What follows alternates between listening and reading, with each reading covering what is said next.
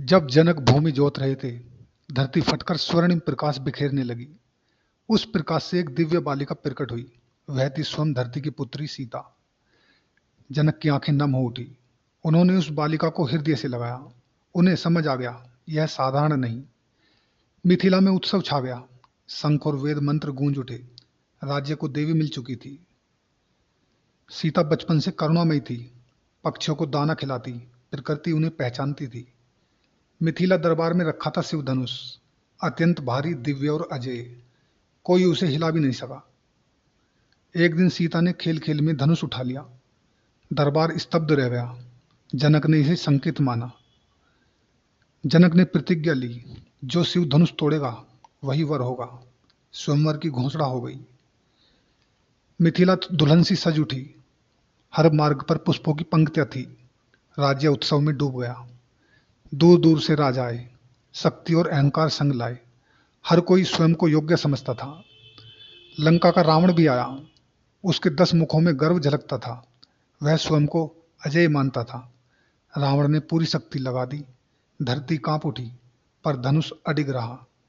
एक एक कर सब प्रयास करते गए, पर धनुष टस से मस न हुआ। सभा में निराशा फैल गई। तभी आए महर्षि विश्वामित्र। साथ थे अयोध्या के राजकुमार राम और लक्ष्मण। राम का तेज अलौकिक था। उनकी आंखों में शांति थी। मर्यादा का स्वरूप सामने था। सीता ने पहली बार राम को देखा।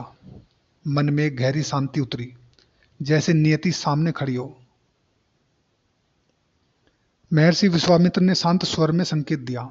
राम ने गुरु को प्रणाम किया। क्षण इतिहास बनने जा रहा था। राम स्थिर कदमों से आगे बढ़े। सभा की सांसें थम गई। हर दृष्टि उन्हीं पर टिक गई। राम ने श्रद्धा से धनुष को स्पर्श किया, जैसे शिव स्वयं साक्षी हो। दिव्य ऊर्जा फैल गई। राम ने सहजता से धनुष उठा लिया, जैसे वह उनका अपना हो। सभा विस्मय में डूब गई। राम ने प्रत्यंचा चढ़ाने का प्रयास किया। धनुष झुक गया। क्षण निर्णायक था। एक प्रचंड गर्जना हुई। धनुष 2 भागों में विभक्त हो गया। आकाश से पुष्प बरसने लगे। देवताओं ने जयघोष किया। स्वर्ण आनंद से भर उठा। धर्म की विजय हुई। सीता की आंखों में संतोष था। भाग्य पूर्ण हुआ। उन्होंने मन ही मन प्रणाम किया।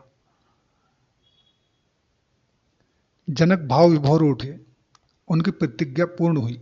उन्होंने प्रभु को धन्यवाद दिया। अभिमानी राजा मौन हो गए। उनका गर्व टूट चुका था। वीरता का सच्चा स्वरूप सामने था। रावण क्रोध से कांप उठा। उसका अभिमान आहत हुआ। वह प्रतिशोध की अग्नि लेकर लौटा।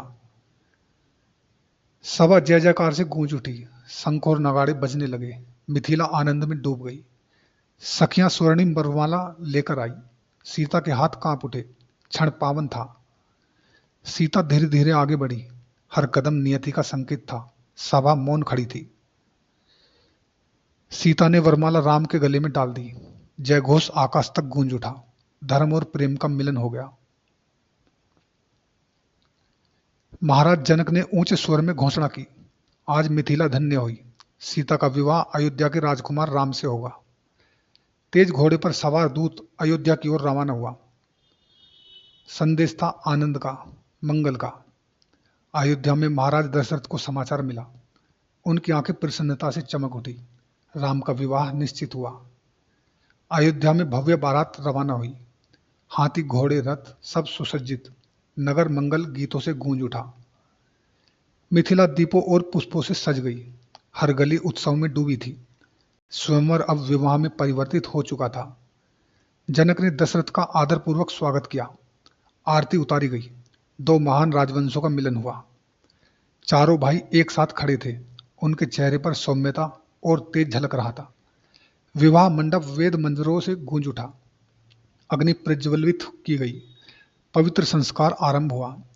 जनक ने सीता का हाथ राम के हाथों में सौंप दिया। आंखों में अश्रु थे, पर दया संतोष से भरा। अग्नि के समक्ष प्रतिज्ञाएं ली गई। साथ निभाने का वचन दिया गया। 7 पवित्र फेरे, 7 जन्मों का बंधन, धर्म, प्रेम और समर्पण की प्रतिज्ञा। महिलाएं मंगल गीत गाने लगी। वीणा और मृदंग की ध्वनि गूंज उठी।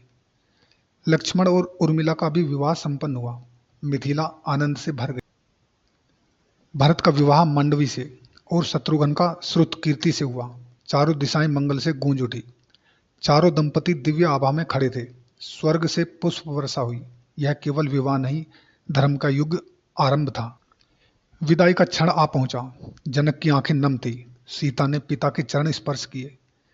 जनक ने आशीर्वाद दिया, धर्म की मर्यादा सदा बनाए रखना। सीता की आंखों में दृढ़ विश्वास था। भव्य रथ आगे बढ़े। मिथिला की गलियां पुष्पों से भर गई।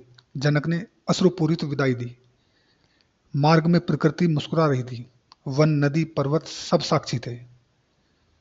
अचानक मार्ग में एक तेजस्वी ब्राह्मण प्रकट हुए। वह थे परशुराम। उनकी आंखों में ज्वाला थी। परशुराम ने गर्जना की, किसने शिव धनुष तोड़ा? सभा स्तब्ध रह गई। राम ने विनम्रता से उत्तर दिया। उनके स्वर में शांति थी, तेज और नम्रता साथ थे। परशुराम ने विष्णु धनुष प्रस्तुत किया। चुनौती स्पष्ट थी। राम ने सहजता से धनुष उठाया। दिव्य प्रकाश फैल गया। सत्य प्रकट हुआ। परशुराम समझ गए, यह कोई साधारण राजकुमार नहीं। उन्होंने चरणों में प्रणाम किया। मार्ग फिर से शांत हो गया। यात्रा आगे बढ़ी। अयोध्या सज चुकी थी। हर द्वार पर दीप जले थे। नगर प्रतीक्षा में था। माताओं ने आरती उतारी। आनंद के आंसू झलक उठे। राम और सीता ने अयोध्या में प्रवेश किया। धर्म का दीप और प्रज्वलित हुआ। राज्य में शांति थी। प्रेम और मर्यादा का युग प्रारंभ हुआ।